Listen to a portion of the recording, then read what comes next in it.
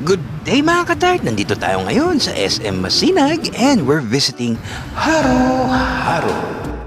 Ito na nga ang naging viral at trending na halo-halo na dinadayo ng mga tao ngayon. Ano ba ang meron dito? Ito na nga ipapaliwanag ni ate, ano? We also have new flavors po. We have cheesy mango haro, mango cheese puche, and mango cheese dumpling. Ay. Ayun naman pala, napakarami namang selections at new items pa silang dinagdag. Pero ang dinayo talaga namin dito ang kanilang ube, overload haro at ang kanilang cheesy mango haro. So, hindi pa naka-follow and subscribe dyan, like, share, and comment na rin. Click the subscribe and follow button para lagi kayong updated.